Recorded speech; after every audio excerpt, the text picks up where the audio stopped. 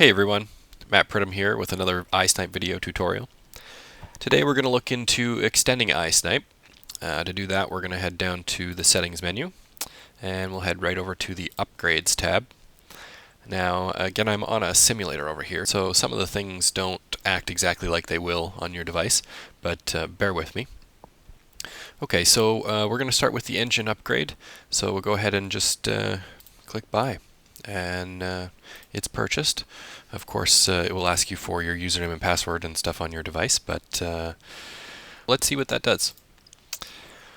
Alright, so immediately we notice we've got a new optional field here underneath the ammo description. We've also got a couple of extra optional boxes here under firearm and a few more under range. So we'll start at the top here and go through them one at a time. Bullet length is, of course, just that, the length of the projectile that you're shooting. This piece of information helps iSnipe calculate your spin drift of your bullet. As we go down, we've got the barrel length in inches or any other units that you like to enter there. And then the twist rate of your rifle. Now, this is always expressed in a ratio, like 1 to 12 or 1 to 13. And a positive number in this box will indicate that your rifle twists to the right. So a 1 to 13 like this would suggest a 1 to 13 twist rate to the right. If you happen to have a barrel that twists to the left, simply go in here and enter a negative 12 or a negative 13, whatever you might have. Okay, so we'll move down to the last few here. Compass heading. This is, of course, your magnetic heading according to your compass. This is one that you can enter directly, or you can just use the compass in your device. Now again, I'm on a simulator, so the compass doesn't spin around here all by itself, so I have to move it manually. But on your device, likely as you spin around, this will update for you. Now, by engaging the compass heading screen here, we also engage the device's GPS capabilities, and so we pull down the longitude and latitude automatically. You feel free to edit these values as you see fit, of course.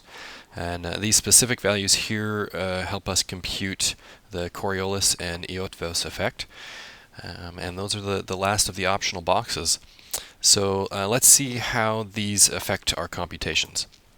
I'm going to go through and just clear all these boxes to start with so that we can see just a vanilla computation here. So we'll go ahead and compute. And the thing we're looking at here is our zero distance. At this moment we've got it set up as 100, and we can see that our windage is 0. Of course it's 0 all the way along, but this is the row that we're going to be paying attention to as we play with these calculations. So let's go back and enter in a little additional information. We'll start with a bullet length, and in this case I know that my bullet is 1.29 inches in length. My barrel is 31 inches long and my twist rate is 1 to 13 to the right.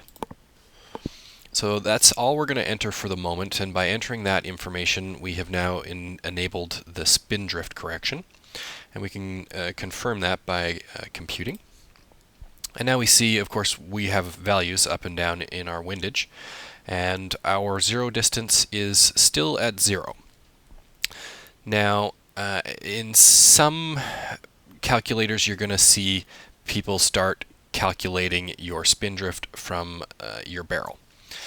And while, of course, that's what's happening in real life, that's how the phenomena actually happens, it's not truly correct to real-world shooting situation. Anytime that you zero your firearm, you're going to be zeroing out the spin drift and Coriolis and Eötvös and the Magnus. You've zeroed out all of these effects. You've adjusted your scope so that you have taken into consideration everything at the moment, and your bullet is hitting where you aim. And so this is what iSnipe assumes as well, that you have zeroed your rifle at a particular distance, and we're going to zero the spin drift for that distance as well, and compute up and down from that distance.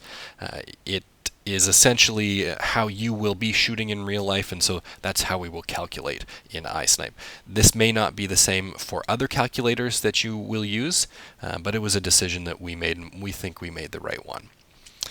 Okay, so again, we've got our zero distance is zeroed out like we just mentioned, and we're calculating the correction required because of the spin drift as we go up and down. So let's add in the last few pieces of info here, and this will turn on the Coriolis and Eötvös effect. Let's go ahead and let's do it straight east. And we've got our longitude and latitude already, and we'll go ahead and compute, and we can see our values have gotten even larger, not much larger, but even larger than they were in the last moment. And again, we still have our zero distance fully zero, as we have corrected for these values in real life. So now let's see what happens when we add a wind into this effect. So we'll head down and add a full value wind. And again, we can use one of the tools. We'll go 270 right from the left, and we'll compute that. And the first thing to mention here is that our zero distance now has an actual wind value. And of course, what's happening is we have wind blowing from the left, and we start calculating the wind from our bore, from our zero distance. Because in real life, when you shoot a bullet, the wind is going to start affecting that bullet immediately. And if this isn't a wind that you've zeroed for, you're going to want to see those corrections as it leaves the barrel. Whereas these additional phenomenon like spin drift and Coriolis effect, of course, are zeroed out when you zero your rifle. I know I'm beating a dead horse here, but I really want to get that point across. It's another thing we get a fair number of questions about. And that's about all there is to go over for that particular feature. And I'll see you guys in the next video.